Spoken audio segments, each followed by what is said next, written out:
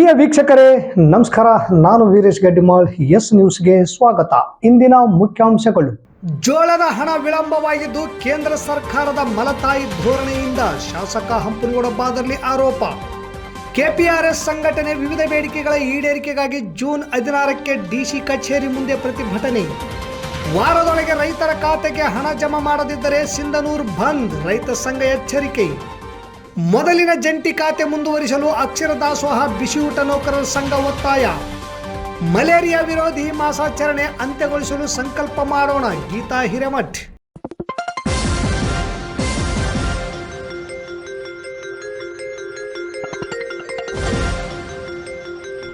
S news, ಇದು ನಿಮ್ಮ ಧ್ವನಿ. ವಾರ್ತೆಗಳ ವಿವರ. ಸುಳ್ಳಿನ ಸರ್ದಾರ್ ಸುಳ್ಳನ್ನು ಹೇಳಿ ಸತ್ಯವನ್ನು ಮಾಡ್ತಾರೆ. ರೈತರು ಖರೀದಿ ಕೇಂದ್ರದಲ್ಲಿ ಜೋಳ ಮಾರಾಟ ಮಾಡಿದ್ದು ಹಣ ಬಿಡುಗಡೆ ವಿಳಂಬವಾಗಿದ್ದು ಕೇಂದ್ರ ಸರ್ಕಾರವೇ ಕಾರಣ. ಮಾಜಿ ಶಾಸಕ ವೆಂಕಟರಾವ್ ನಾಡಗೌಡರು ರೈತರನ್ನು ದಾರಿ ತಪ್ಪಿಸುವ ಕೆಲಸ ಮಾಡುತ್ತಿದ್ದಾರೆ. ತಮ್ಮ ಪಕ್ಷದ ಪಾಲುದಾರ ಬಿಜೆಪಿ ಸರ್ಕಾರದ ಮೇಲೆ ಒತ್ತಡ ಹಾಕಲಿ ಎಂದು ಶಾಸಕ ಹಂಪನಗೌಡ ಬಾದರ್ಲಿ ಹೇಳಿದರು. ನಗರದ ಪತ್ರಿಕಾ ಭವನದಲ್ಲಿ ಸೋಮವಾರ ಸುದ್ದಿಗೋಷ್ಠಿ ನಡೆಸಿ ಮಾತನಾಡಿದ ಅವರು, ನಾಡಗೌಡರು ಸುಳ್ಳಿನ ಸರದಾರರು. ಕೇಂದ್ರ ಸರ್ಕಾರ ಆಹಾರ ಭದ್ರತಾ ಕಾಯ್ದೆಯಡಿಯಲ್ಲಿ ರೈತರ ಜೋಳವನ್ನು ಖರೀದಿ ಮಾಡಿದೆ. ಆದರೆ ಹಣ ಬಿಡುಗಡೆ ಮಾಡದೆ ಬೇಜವಾಬ್ದಾರಿ ವಹಿಸಿದೆ. ತಮ್ಮ ಪಕ್ಷದ ಕುಮಾರಸ್ವಾಮಿಯವರು ಮಂತ್ರಿಯಾಗಿದ್ದಾರೆ. ಅವರದೇ ಸರ್ಕಾರವಿದ್ದರೂ ರಾಜ್ಯ ಸರ್ಕಾರದ ಮೇಲೆ ಆಪಾದನೆ ಮಾಡುತ್ತಿರುವುದು ಸರಿಯಲ್ಲ ಎಂದು ಆರೋಪಿಸಿದರು. 468 ಕೋಟಿಯಲ್ಲಿ ಬಿಡುಗಡೆಯಾಗಿದ್ದು ಮಾತ್ರ 34 ಲಕ್ಷ. ಜಿಲ್ಲೆಯಲ್ಲಿ ಮಾರ್ಚ್ 18ರಿಂದ ಮೇ 15ರವರೆಗೆ ಮುಂಗಾರು ಹಿಂಗಾರು ಹಂಗಾಮಿನಲ್ಲಿ 22,462 ರೈತರು ನೋಂದಣಿ ಮಾಡಿಕೊಂಡಿದ್ದಾರೆ. ಒಟ್ಟು 12,23,112 ಕ್ವಿಂಟಲ್ ಜೋಳ (82.85% ಖರೀದಿಸಲಾಗಿದ್ದು ಜಿಲ್ಲೆಯ ರೈತರಿಗೆ 468 ಕೋಟಿ ಪಾವತಿಯಾಗಬೇಕಿದೆ. ಆದರೆ ಇಲ್ಲಿಯವರೆಗೆ ಕೇವಲ 34 ಲಕ್ಷ ಮಾತ್ರ ಬಿಡುಗಡೆಯಾಗಿದೆ. ನಾಡಗೌಡರು ನೀರಿನ ಹೋರಾಟದ ಬಗ್ಗೆ ಮಾತನಾಡಿ ಟುಸ್ ಆದರು. ಈ ಹೋರಾಟವೂ ಕೂಡ ಟುಸ್ ಆಗಲಿದೆ. ನಾವು ಮಂತ್ರಿಗಿರಿಗಾಗಿಯೂ ಹೋರಾಡುತ್ತೀವಿ, ರೈತರ ಬಗ್ಗೆಯೂ ಕಾಳಜಿ ವಹಿಸುತ್ತೇವೆ. ಆದರೆ ನಿಮ್ಮ ಹಾಗೆ ಸುಳ್ಳು ಹೇಳಿ ರೈತರನ್ನು ದಾರಿ ತಪ್ಪಿಸುವುದಿಲ್ಲ ಎಂದರು. ಈ ಸಂದರ್ಭದಲ್ಲಿ ಬಸವರಾಜ್ ಹಿರೇಗೌಡರ್, ಕಾಜಿ ಮಲ್ಲಿಕ್, ಅನಿಲ್ ಕುಮ್ಮುರ್ವೈ, ಅಶೋಕ್ ಉಮ್ಲುಟಿ, ಪ್ರಭುರಾಜ್ ಸೇರಿದಂತೆ ಇನ್ನಿತರೆ ಕಾಂಗ್ರೆಸ್ ಮುಖಂಡರಿದ್ದರು. ಸುಳ್ಳಿನ ಸರ್ದಾರ್ ಸುಳ್ಳನ್ನು ಹೇಳಿ ಸತ್ಯವನ್ನು ಮಾಡ್ತಾರೆ. ಇದರಂಗ ಮುದ್ರೆಮಾಡ್ ಡ್ಯಾಮ್ 33 ಗೇಟ್ ಕುಂದಿರಿಸ್ಬೇಕಾದ್ರೆ 2ನೇ ಬೆಳೆಗೆ ನೀರು ಮೋಸ್ಟ್ಲಿ ಆಗ್ಲಿಕ್ಕಿಲ್ಲ. ಕೇಂದ್ರದವರು ಮತ್ತು ಬೋರ್ಡ್ನವರು ತೀರ್ಮಾನ ತಗೊಳ್ಳೋಣ ಒಂದು ಸ್ಟೇಟ್ಮೆಂಟ್ ಕೊಟ್ಟು ಭಾಷೆ ಮಾಡಿದ್ರು. ನಾಡಗೌಡರು ಅವ್ರು ಹೇಳಿದ್ರು, ಇಲ್ಲ 2 ತಿಂಗಳಾಗ ಗೇಟ್ಗಳು ಕುಂದಿರಿಸ್ಬೋದು, 2ನೇ ಬೆಳೆಗೆ ನೀರು ಕೊಡಿಸ್ಬೋದು, ನೀರು ಅದಾವ. ಒಂದು ನಾಡಗೌಡರ ಅಧಿಕಾರ ನಿಮ್ಮ ಕೈಯಾಗಿತ್ತು, ಬೋರ್ಡ್ ನಿಮ್ಮ ಕೈಯಾಗೈತೆ. ಹೋರಾಟ ಮಾಡಿ ನೀರು ಕೊಡಿಸ್ತು ಅಂತ ಹೇಳಿದ್ರೆ ನೀರಿನ ಹೋರಾಟ ಟುಸ್ ಆಗೋಯ್ತು. ಈಗ ಮತ್ತೆ ಹೋರಾಟ ಮಾಡ್ಕೊಂತಾರೆ. ಈಗಲೂ ಟುಸ್ ಆಗ್ತಾರೆ. ರೈತರಿಗೆ ಬೀದಿಗಿಡಕೈತಾರೆ. ರೈತರಿಗೆ ಕೂಡ ಮನವಿ ಮಾಡಿಕೊಳ್ಳೋದು ಇಷ್ಟೇ, ಇದು ಕೇಂದ್ರ ಸರ್ಕಾರದ ಯೋಜನೆ. ಕೇಂದ್ರ ಸರ್ಕಾರ ಕಳೆದ 2 ವರ್ಷಗಳಿಂದ ಸರಿಯಾದ ರೀತಿಯಲ್ಲಿ ಹಣ ಬಿಡುಗಡೆ ಮಾಡಬೇಕು. ರಾಜ್ಯ ಸರ್ಕಾರದ ಮೇಲೆ ಆರ್ಥಿಕ ಭಾರ ಹಾಕಿ ಮಲತಾಯಿ ಧೋರಣೆ ಮಾಡ್ತಾ ಇದೆ. ದಯವಿಟ್ಟು ರೈತರು ನೀವು ಕೂಡ ಇವತ್ತೇನು ಹೋರಾಟ ಮಾಡ್ತಾ ಇದ್ದೀರಿ ಬೀದಿಗಿಳಿದು, ಕೇಂದ್ರ ಸರ್ಕಾರದ ಬಗ್ಗೆ ಹೆಚ್ಚಿಗೆ ಒತ್ತನ್ನು ಕೊಟ್ಟು ಹಣ ಬಿಡುಗಡೆ ಮಾಡೋಕೆ ಒತ್ತಾಯ ಏನು ಬೇಕೋ ಆ ಒತ್ತಾಯವನ್ನು ರೈತರು ಕೂಡ ಮಾಡಬೇಕಾದಂಥ ಅವಶ್ಯಕತೆ ಇದೆ ಅಂತ ಈ ಸಂದರ್ಭದಲ್ಲಿ ಹೇಳೋದ್ರ ಜೊತೆಗೆ, ಇವತ್ತು ತುಂಗಭದ್ರಾ ಅಣೆಕಟ್ಟಿನ 33 ಗೇಟ್ಗಳು ಹೊಸ ಗೇಟ್ಗಳು ಕುಂದಿರಿಸೈತೆ, ಟ್ರಯಲ್ ಹೊಡೈತೆ ಮತ್ತು ನಾಳೆ 25ನೇ ತಾರೀಕು ಇಲ್ಲ 30ರೊಳಗೆ ಓಪನ್ ಮಾಡ್ತಾರೆ ಅಂತಲೂ ಒಂದು ಪತ್ರಿಕೆಯಲ್ಲಿ ಓದಿದ್ದೇನೆ. ಕೇಂದ್ರ ಮಂತ್ರಿಗಳು ಬರ್ತಾರೆ, ರಾಜ್ಯದ ಮಂತ್ರಿಗಳು ಬರ್ತಾರೆ, ಉದ್ಘಾಟನೆ ಮಾಡ್ತಾರೆ.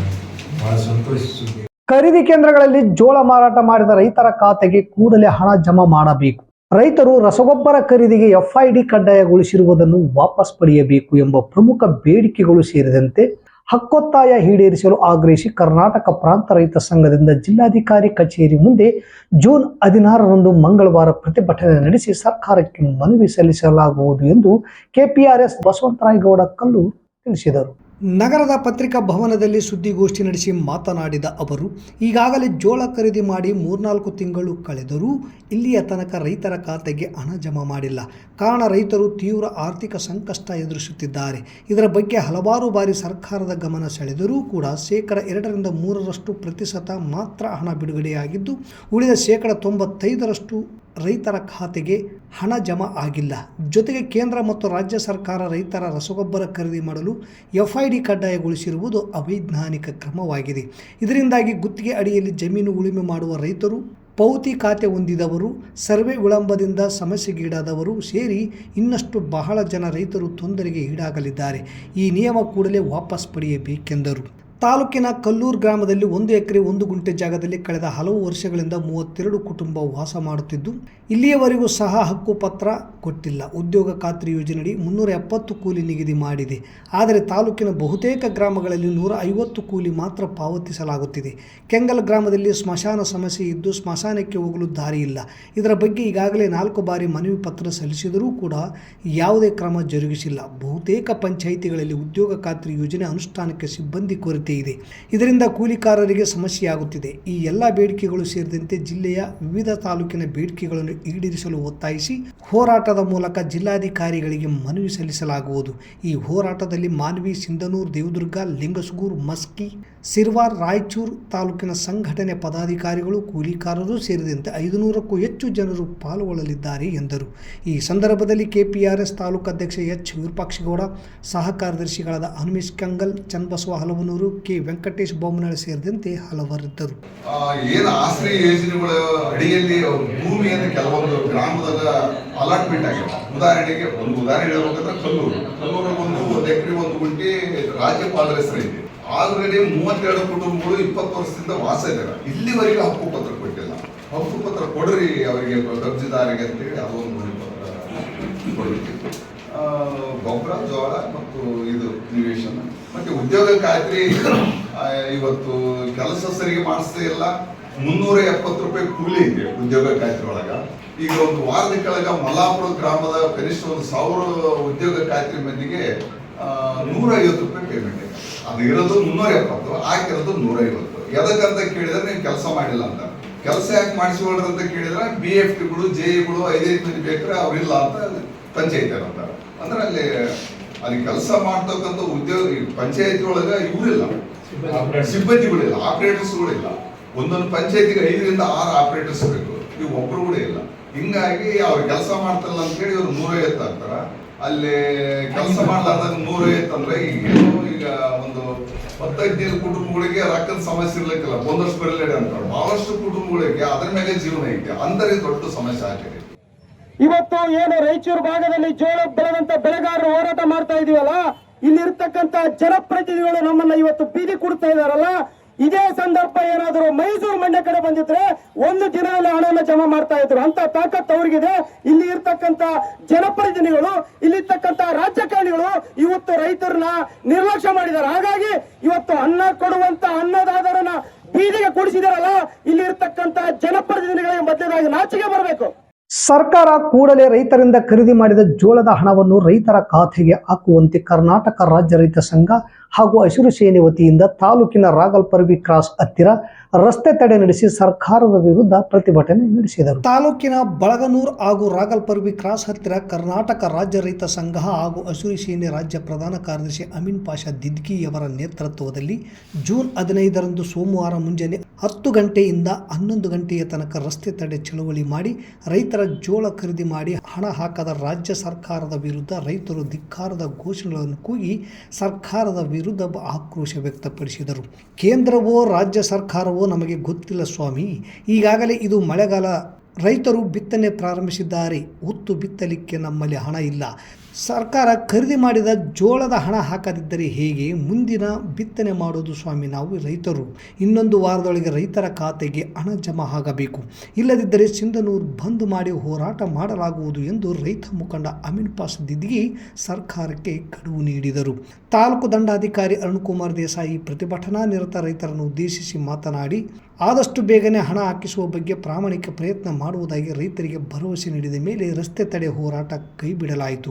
ರಾಷ್ಟ್ರೀಯ ಹೆದ್ದಾರಿಯ ಮೇಲೆ 1 ಗಂಟೆ ರಸ್ತೆ ಬಂದ್ ಮಾಡಿ ಹೋರಾಟ ಮಾಡಿದ ಕಾರಣ ಸುಮಾರು ಗಂಟೆಗಳ ಕಾಲ ಟ್ರಾಫಿಕ್ ಜಾಮ್ ಆಗಿ ವಾಹನಗಳು ನಿಂತು ದೂರದ ಊರುಗಳಿಗೆ ಹೋಗುವ ಪ್ರಯಾಣಿಕರಿಗೆ ಪರದಾಡುವಂತಾಯಿತು. ಈ ಸಂದರ್ಭದಲ್ಲಿ ರೈತ ಸಂಘದ ಮುಖಂಡರಾದ ಬಸವರಾಜ್ ಅಂಚಿನಾಳ್, ಶಿವನಗೌಡ ತಿಡಿಗೋಳ್, ಯೂಸುಫ್ ಸಾಬ್, ಅನ್ನಪ್ಪ, ವೀರೇಶ್, ಖಾದರ್, ಚಂದನಗೌಡ, ಬಸಣ್ಣ ಪುಲ್ದಿನ್ನಿ, ನಾರಾಯಣಪ್ಪ, ಚೆನ್ನಯ್ಯ, ಮಲ್ಲಿಕಾರ್ಜುನ, ಚನ್ನಬಸವ ರಾಗಲ್ಪರ್ವಿ ಸೇರಿದಂತೆ ನೂರಾರು ರೈತರು ಪ್ರತಿಭಟನೆಯಲ್ಲಿ ಭಾಗವಹಿಸಿದ್ದರು.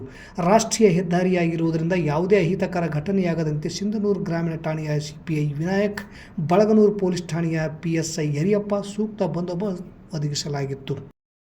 ಇವತ್ತು ನಾವು ಉತ್ತಿ ಬೆತ್ತು ಬೆಳೆದು ಇವತ್ತು ನಾವು ಹೋರಾಟ ಮಾಡೋದಕ್ಕೆ ಬದುಕಲ್ಲ, ಬದುಕಿನ ಜೊತೆಗೆ ಹೋರಾಟ ಮಾಡತಕ್ಕಂಥವ್ರು ನಾವು. ಬದುಕಿನ ಜೊತೆಗೆ ಹೋರಾಟ ಮಾಡಿ ನಮ್ಮ ಜೀವನನ ನಾವು ಸಹಿಸುವಂತ ಇವತ್ತು ದೇಶಕ್ಕೆ ಅನ್ನ ಕೊಡತಕ್ಕಂತ ಅನ್ನದಾತರು ನಾವು ಇವತ್ತು ನೀವು ಮೈ ಮೇಲೆ ಹಾಕಂತ ಅಂಗಿ ಕೊಟ್ಟಿರೋದು ನಾವು. ನಿಮಗೆ ತರಕಾರಿ, ಹಣ್ಣು, ಹಂಪಲುಗಳನ್ನ ದಿನನಿತ್ಯ ಕೊಡುವಂತವ್ರು ನಾವು. ನಮ್ಮನ್ನ ಇವತ್ತು ಬೀದಿಗೆ ಕೂಡಿಸಿ ಇವತ್ತು ಇಂಥ ಪರಿಸ್ಥಿತಿಗೆ ಕೂಡಿಸಿದಿರ. ಇವತ್ತು ನೀರಿಗಾಗಿ ಹೋರಾಟ ಮಾಡಬೇಕು, ಬಿತ್ತನೆ ಈ ಖರೀದಿ ಕೇಂದ್ರ ಪ್ರಾರಂಭ ಮಾಡ್ಬೇಕಂತ ಹೋರಾಟ ಮಾಡಬೇಕು, ಹಣ ಜಮಾ ಮಾಡ್ರಿ ಅಂತ ಹೋರಾಟ ಮಾಡ್ಬೇಕಂತಂದ್ರೆ ಇಲ್ಲಿರ್ತಕ್ಕಂತ ರಾಜಕಾರಣಿಗಳೇ, ಇಲ್ಲಿರ್ತಕ್ಕಂತ ಸರ್ಕಾರಗಳಿಗೆ ನಾಚಿಕೆ ಬರಬೇಕು. ಇವತ್ತು ಏನು ಇವತ್ತು ತಮ್ಮ ತಮ್ಮ ತೀಟೆಯನ್ನು ತೀರ್ಸೋಗೋಸ್ಕರ ಇವತ್ತು ನೀವು ಹಸೂರು ಶಾಲೆ ಕಂಡು ಏನೋ ಪ್ರಮಾಣ ವಚನಗಳು, ಹಸೂರು ಶಾಲೆ ಕಂಡು ಸಮಾರಂಭಗಳು ಮಾಡ್ತೀರಾ. ನೀವನ್ನ ನೈತಿಕತೆ, ಹಸೂರು ಶಾಲೆ ನೈತಿಕತೆ ನಿಮಗಿಲ್ಲ. ನೀವು ಶೋಕಿಯಾಗಿ ಶಾಲೆ ಕಳೋದು ಬಿಟ್ಟು ಬಿಡ್ರಿ. ನೀವು ನಿಜವಾದ ರೈತರ ಪರ ಕಾಳಜಿ ಇದ್ರೆ ಇವತ್ತು ರೈತರು ಇಲ್ಲಿಂದ ಎದುರು ಹೋಗೋದ್ರೊಳಗೆ ಇವತ್ತು ಇಂಟ್ಲೆಸಿ ಮುಖಾಂತರ ಮಾಹಿತಿ ತಗೊಂಡು ಹಣಗಳನ್ನ ಜಮಾ ಮಾಡಬೇಕು. ನಮ್ಮ ಸಿಂಧನೂರಲ್ಲಿ ಇರ್ತೀರಿ, ಮದುವೆಯಾಗಿ ಬಹಳ ವರ್ಷ ಆಯ್ತು ಆದ್ರೆ ಮಕ್ಕಳಾಗಿಲ್ಲ ಅಂದ್ರೆ ಈ ವಿಡಿಯೋ ಪೂರ್ತಿ ನೋಡಿ. ನನ್ನ ಹೆಸರು ಡಾಕ್ಟರ್ ಹೇಮಾ ಮಟ್ಟಿ ಅಂತ. ನಾನು ಇಲ್ಲಿಂದ ಫರ್ಟಿಲಿಟಿ ಕನ್ಸಲ್ಟೆಂಟ್. ನಿಮಗೆ ಬೆಂಗಳೂರಲ್ಲಿ ಸಿಗುವಂತ ಸರ್ವಿಸಸ್ ಈಗ ನಮ್ಮ ಸಿಂಧನೂರಲ್ಲಿ ಸಿಗ್ತಾ ಇದೆ. ಕಳೆದ 1 ವರ್ಷದಿಂದ ನಮ್ಮ ಸೆಂಟರ್ ಆರಂಭವಾಗಿದೆ. ಇವರ ಸೇವೆಗಳು ಏನೇನಂದ್ರೆ IUI ಮತ್ತು IVF fertility treatments, testing and advice for male infertility problem, pre and post pregnancy guidance and much more. ನೀವು ಇವ್ರ ಕಡೆನೇ ಟ್ರೀಟ್ಮೆಂಟ್ ಯಾಕೆ ಮಾಡ್ಕೋಬೇಕಂತ ಹೇಳಿದ್ರೆ ಇವ್ರ ಕಡೆ ಎಕ್ಸ್ಪೀರಿಯನ್ಸ್ ಮತ್ತೆ ಸ್ಪೆಷಲೈಸ್ಡ್ ಡಾಕ್ಟರ್ಸ್ ಇದ್ದಾರೆ, ಮಾಡರ್ನ್ ಫೆಸಿಲಿಟೀಸ್ ಇದೆ. ಬೆಂಗಳೂರಿನ ದೊಡ್ಡ ಹಾಸ್ಪಿಟಲ್ ಗೆ ಕಂಪೇರ್ ಮಾಡಿದ್ರೆ ಅಫೋರ್ಡಬಲ್ ಪ್ರೈಸ್ ಅಲ್ಲಿ ಟ್ರೀಟ್ಮೆಂಟ್ ಆಗುತ್ತೆ. ನನ್ನ ಪ್ರಕಾರ IVF ಮತ್ತೆ IUI ಟ್ರೀಟ್ಮೆಂಟ್ಸ್ ಅಲ್ಲಿ ಇವ್ರಕ್ಕಿಂತ ಬೆಸ್ಟ್ ಫೆಸಿಲಿಟಿ ನಮ್ಮ ಸಿಂಧನೂರಲ್ಲಿ ಯಾರು ಕೊಡೋದಿಲ್ಲ. ಲೊಕೇಶನ್ ಸಹನಾ ಹಾಸ್ಪಿಟಲ್ ಹಿಂದಗಡೆ, ಆದರ್ಶ ಕಾಲೋನಿ, ಸಿಂಧನೂರು.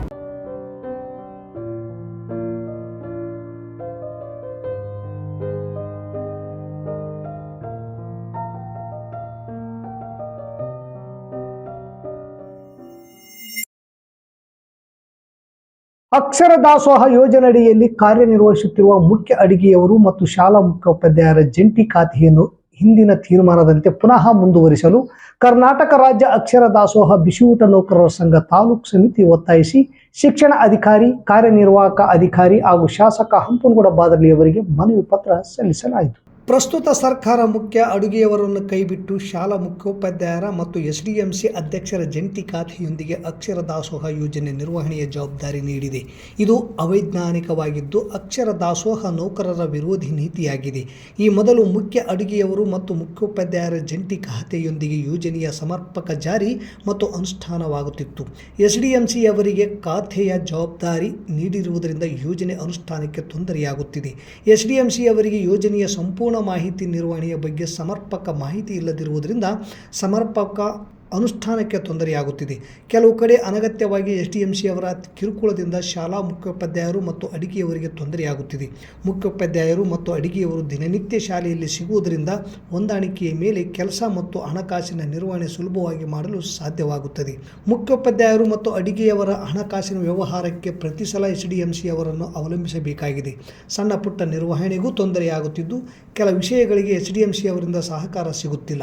ಪ್ರಸ್ತುತ ಮುಖ್ಯೋಪಾಧ್ಯಾಯರು ಮತ್ತು SDMC ಅಧ್ಯಕ್ಷರ ಜಂಟಿ ಖಾತೆಯನ್ನು ಬದಲಿಸಿ ಶಾಲಾ ಮುಖ್ಯೋಪಾಧ್ಯಾಯರು ಮತ್ತು ಮುಖ್ಯ ಅಡುಗೆಯವರ ಜಂಟಿ ಖಾತೆಯನ್ನು ಈ ಮೊದಲಿನಂತೆ ಮುಂದುವರಿಸಲು ಒತ್ತಾಯಿಸಿದರು.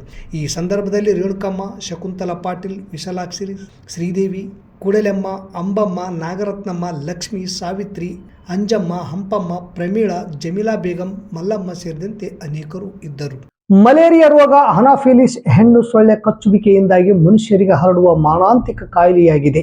ಪ್ಲಾಸ್ಮೋಡಿಯಂ ಎಂಬ ಪರಾವಲಂಬಿಯಿಂದ ಉಂಟಾಗುತ್ತದೆ. ಮಳೆಗಾಲ ಮತ್ತು ಉಷ್ಣವಲಯದ ಪ್ರದೇಶಗಳಲ್ಲಿ ಈ ರೋಗದ ಹರಡುವಿಕೆ ಹೆಚ್ಚಾಗಿರುತ್ತದೆ. ಸರಿಯಾದ ಸಮಯದಲ್ಲಿ ಚಿಕಿತ್ಸೆ ಪಡೆಯದಿದ್ದರೆ ಇದು ಜೀವಕ್ಕೆ ಅಪಾಯಕಾರಿ ಎಂದು ಕ್ಷೇತ್ರ ಶಿಕ್ಷಣಾಧಿಕಾರಿ ಗೀತಾ ಹಿರೇಮಠ್ ಹೇಳಿದರು.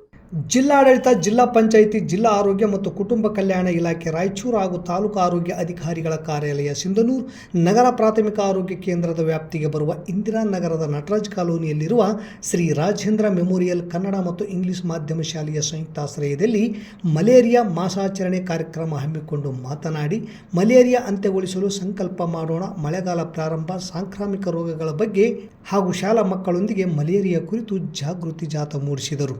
ಸುರಕ್ಷತೆ ಕಾಪಾಡಿಕೊಳ್ಳಲು ಕೆಲವು ಅಗತ್ಯ ಮುನ್ನೆಚ್ಚರಿಕೆ ಕ್ರಮ ತೆಗೆದುಕೊಳ್ಳುವುದು ಬಹಳ ಮುಖ್ಯವಾಗಿದೆ. ಆರೋಗ್ಯ ರಕ್ಷಣೆ, ಕಲುಷಿತ ನೀರು ಮತ್ತು ಸೊಳ್ಳೆಗಳಿಂದ ಹರಡುವ ಡೆಂಗ್ಯೂ, ಮಲೇರಿಯಾ, ಟೈಫಾಯ್ಡ್ ಮತ್ತು ಕಾಮಲೆ ಕಾಯಿಲೆಗಳ ಬಗ್ಗೆ ಎಚ್ಚರವಿರಬೇಕು.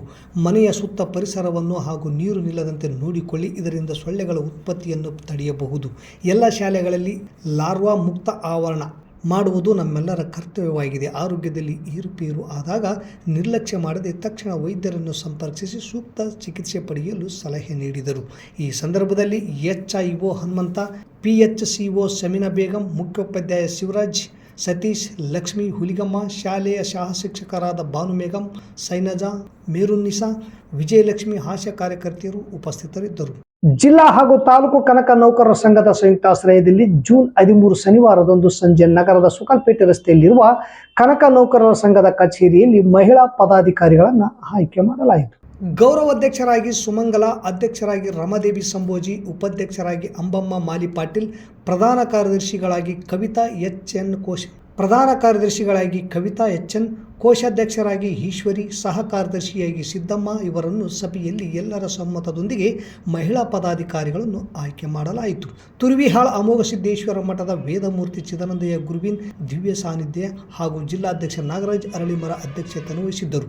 ಸಮಾಜದ ಹಿರಿಯ ಮುಖಂಡರಾದ ಅಮರೇಶಪ್ಪ ಮೈಲಾರ್, ವಿ ಬಸವರಾಜ್, ಮಲ್ಲಪ್ಪ ಬಾದರ್ಲಿ, ಹೊಳಿಯಪ್ಪ, ತಾಲೂಕಾಧ್ಯಕ್ಷ ಜ್ಞಾನಪ್ಪ ಕನ್ನಂಪೇಟೆ, ಜಿಲ್ಲಾ ಉಪಾಧ್ಯಕ್ಷರಾದ ಬಸವರಾಜ್ ಆನೆಗುಂದಿ, ಹನುಮಂತಪ್ಪ ಸಾಸಲಮರಿ, ತಾಲೂಕು ಆಲೋಮತ ಸಂಘದ ಪ್ರಧಾನ ಕಾರ್ಯದರ್ಶಿಯಾದ ಕಿಚ್ಚ ಸುರೇಶ್ ಅಚ್ಚೊಳ್ಳಿ, ಬಸವರಾಜ್ ಬೆಳೆಕಲ್, ಕಂದಾಯ ನಿರೀಕ್ಷಕರಾದ ಲಿಂಗಪ್ಪ, ಜಿಲ್ಲಾ ಸಂಘಟನಾ ಕಾರ್ಯದರ್ಶಿ ಬೀರಪ್ಪ ಹಂಚಿನಾಳ್, ಯಮುನರಪ್ಪ ವಟಾರ್ ಸೇರಿದಂತೆ ಸಮಾಜದ ಅನೇಕ ಮುಖಂಡರು ಭಾಗವಹಿಸಿದ್ದರು. ಇಲ್ಲಿಗೆ ವಾರ್ತಾ ಪ್ರಸಾರ ಮುಕ್ತಾಯವಾಯಿತು.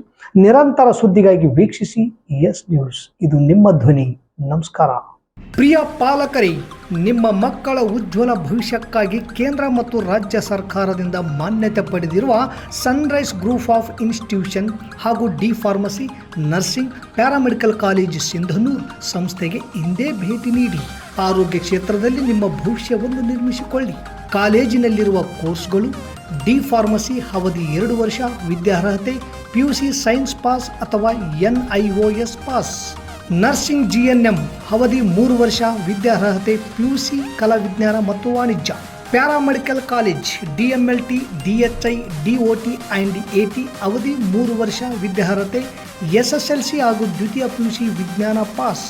ಈ ಸಂಸ್ಥೆಯ ವಿಶೇಷತೆಗಳು: ಅನುಭವಿ ಹಾಗೂ ನುರಿತ ಉಪನ್ಯಾಸಕರಿಂದ ಬೋಧನೆ, ವಿದ್ಯಾರ್ಥಿಗಳಿಗೆ ಪ್ರಾಯೋಗಿಕ ಹಾಗೂ ವೈದ್ಯಕೀಯ ಕಲಿಕಾ ಅನುಭವವನ್ನು ಹೆಚ್ಚಿಸುವ ಉದ್ದೇಶದಿಂದ ಸಿಂಧನೂರು ಪಟ್ಟಣದ ವಿವಿಧ ಆಸ್ಪತ್ರೆಗಳಲ್ಲಿ ವೈದ್ಯರು ಮತ್ತು ಹಿರಿಯ ನರ್ಸ್ಗಳ ಮಾರ್ಗದರ್ಶನದಲ್ಲಿ ಪ್ರಾಯೋಗಿಕ ಕಲಿಕೆ. ಪ್ರತಿ ಶನಿವಾರ ತಜ್ಞ ವೈದ್ಯರಿಂದ ವಿಶೇಷ ಉಪನ್ಯಾಸ. ವಿದ್ಯಾರ್ಥಿಗಳಿಗೆ ಕಲಿಕಾ ಅನುಭವಕ್ಕಾಗಿ ಸಿಂಧನೂರು ಹಾಗೂ ವಿವಿಧ ನಗರದ ವೈದ್ಯರ ವತಿಯಿಂದ ಉಚಿತವಾಗಿ ನಡೆಯುವ ಸುಮಾರು ಆರೋಗ್ಯ ತಪಾಸಣಾ ಶಿಬಿರ ಹಾಗೂ ಸ್ವಯಂ ಪ್ರೇರಿತ ರಕ್ತದಾನ ಶಿಬಿರದಲ್ಲಿ ವಿದ್ಯಾರ್ಥಿಗಳು ಭಾಗವಹಿಸಿ ವಿಶೇಷ ಕಲಿಕಾ ಅನುಭವವನ್ನು ಪಡೆದಿರುತ್ತಾರೆ. ಸಮಾಜದಲ್ಲಿ ಆರೋಗ್ಯದ ಅರಿವು ಮೂಡಿಸುವ ಉದ್ದೇಶದಿಂದ ವಿದ್ಯಾರ್ಥಿಗಳ ಸಹಭಾಗಿತ್ವದಲ್ಲಿ ವಿವಿಧ ಆರೋಗ್ಯ ಜಾಗೃತಿ, ಆರೋಗ್ಯ ಜಾಥಾ ಕಾರ್ಯಕ್ರಮಗಳು ಹಾಗೂ ಆರೋಗ್ಯ ಶಿಕ್ಷಣ ಚಟುವಟಿಕೆಗಳನ್ನು ಹಮ್ಮಿಕೊಳ್ಳಲಾಗುತ್ತದೆ. ಪರಿಸರ ಸ್ವಚ್ಛತೆ ಮತ್ತು ಆರೋಗ್ಯಕರ ಜೀವನ ಶೈಲಿಯ ಕುರಿತು ಜನರಲ್ಲಿ ಅರಿವು ಮೂಡಿಸಲಾಗುತ್ತದೆ. ಸುಸಜ್ಜಿತ ಕಟ್ಟಡಗಳು, ಸ್ಮಾರ್ಟ್ ಕ್ಲಾಸಸ್, ಆಧುನಿಕ ಲ್ಯಾಬ್ ಸೌಲಭ್ಯಗಳು ಹಾಗೂ ಪ್ರಾಯೋಗಿಕ ತರಬೇತಿ ವ್ಯವಸ್ಥೆ. ವಿದ್ಯಾರ್ಥಿಗಳ ಸುರಕ್ಷತೆಗಾಗಿ CC ಕ್ಯಾಮೆರಾ ಅಳವಡಿಸಲಾಗಿದೆ. ವಿದ್ಯಾರ್ಥಿಗಳಿಗೆ ವಿವಿಧ ಖಾಸಗಿ ಆಸ್ಪತ್ರೆಗಳು ಹಾಗೂ ವಿವಿಧ ಫಾರ್ಮಾ ಕಂಪನಿಗಳ ಸಹಯೋಗದಲ್ಲಿ ಕ್ಯಾಂಪಸ್ ಸಂದರ್ಶನದ ಮೂಲಕ ನೇರ ಉದ್ಯೋಗದ ಅವಕಾಶವನ್ನು ಕಲ್ಪಿಸಲಾಗುತ್ತದೆ. ಪ್ರವೇಶಕ್ಕಾಗಿ ಹಿಂದೆ ಸಂಪರ್ಕಿಸಿ. ಇರ್ಫಾನ್ K, ಅಧ್ಯಕ್ಷರು, sunrise D pharmacy, nursing, paramedical college, Vasavi Kalyana ಮಂಟಪದ ಮುಂಭಾಗ, PWD ಕ್ಯಾಂಪ್, ರಾಯಚೂರು ರಸ್ತೆ, ಸಿಂಧನೂರು. Mobile number 8197143588, 8904242655, 90367313855.